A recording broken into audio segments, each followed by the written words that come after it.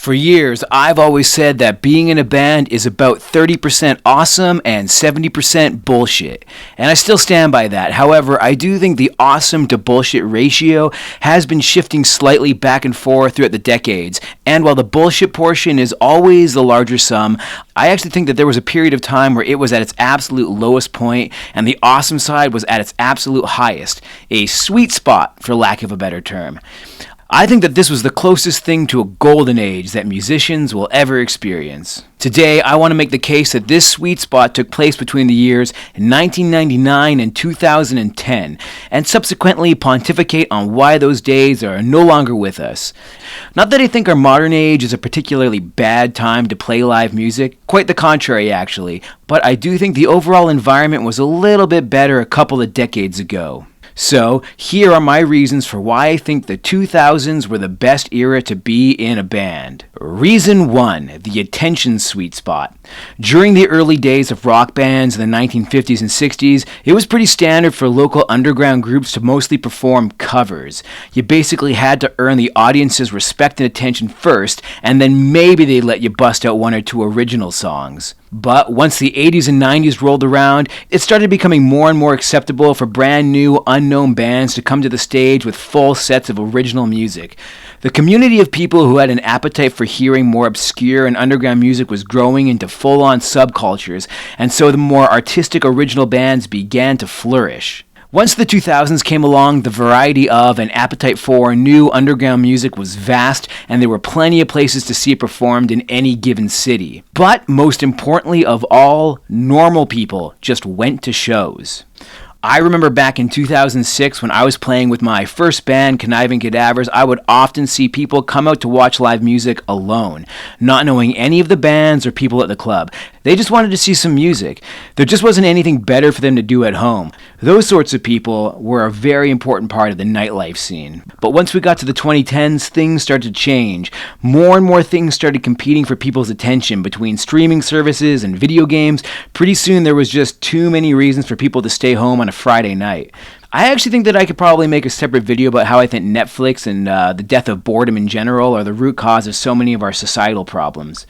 But anyway, so that's why I actually think the attention sweet spot was in the early 2000s, when original alternative music was in high demand and there wasn't a million other distractions pulling people's attention all over the place. Reason 2, the recording sweet spot. It's almost hard to imagine now, but recording music used to be so prohibitively expensive that it was basically mandatory for a band to have a record label to provide them the funds. That changed in the 2000s with the advent of digital recording technology.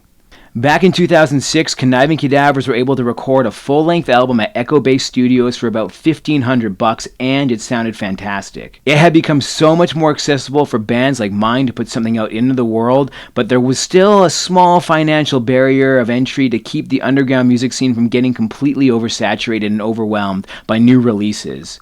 Making a record was still just expensive enough to convey a level of commitment and confidence in what was getting released. And so, album release parties were really something special, a celebration of a true achievement.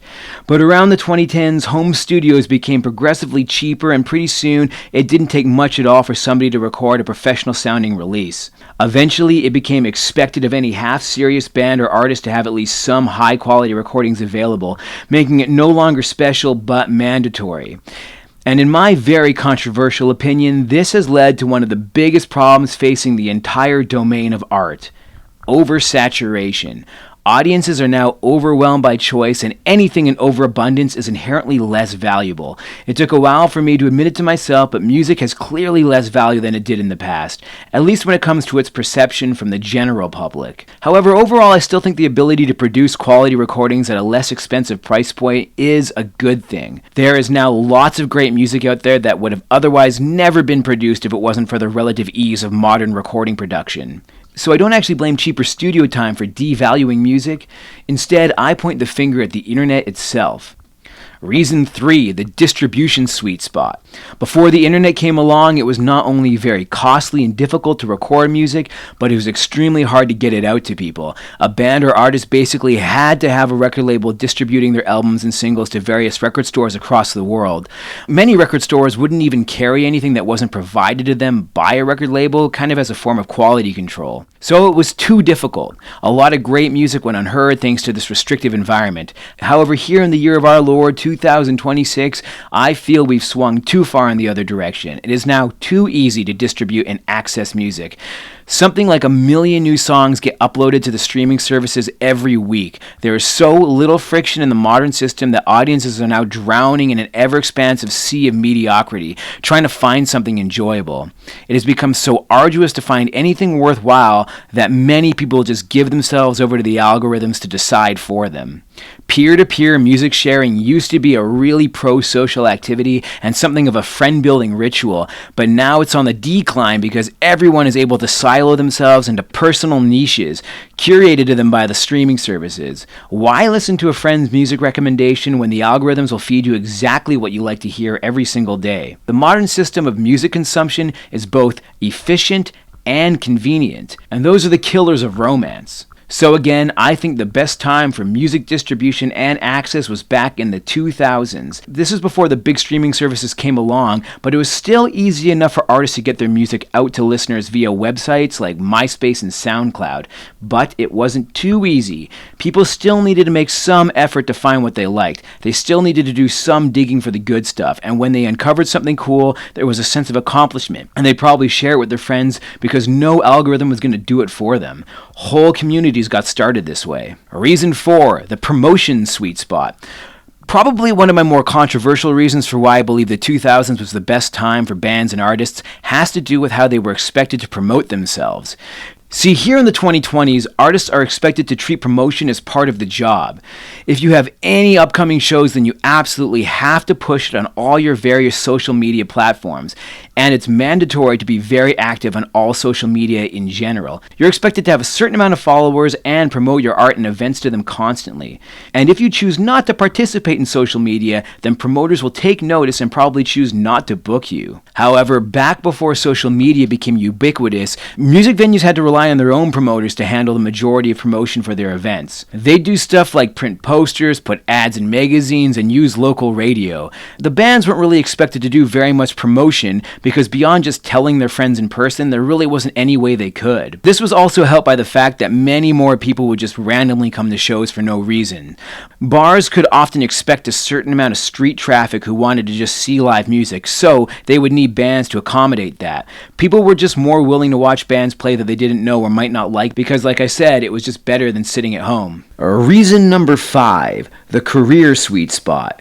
Now, technically, the career sweet spot for rock bands was probably more in the early to mid-90s, but the tail end of it was still around in the 2000s. This was basically when there was still a decent chance for a small-time band to one day make a modest living off playing and selling their original music.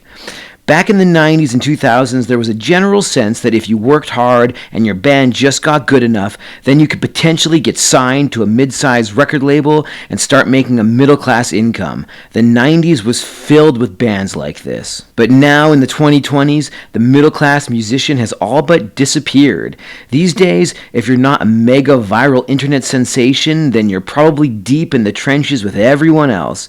There is almost no in-between anymore. Almost all mid-sized musicians have to have second jobs when they're not touring. So now being a small or mid-level musician has been reduced to nothing more than an elaborate hobby.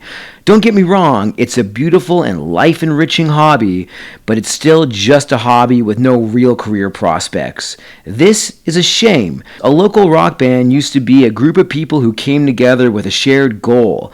A group of friends creating art together with the mission objective of making their dreams come true. But now there's just no solid end goal anymore. The best anyone can hope to achieve now is some fleeting recognition on the internet and maybe the opportunity to play some fun shows, but no real steady career path. Reason 6, the cool sweet spot. And finally, the last reason why I believe the 2000s were the best time to be in a band was simply that rock music was still considered cool.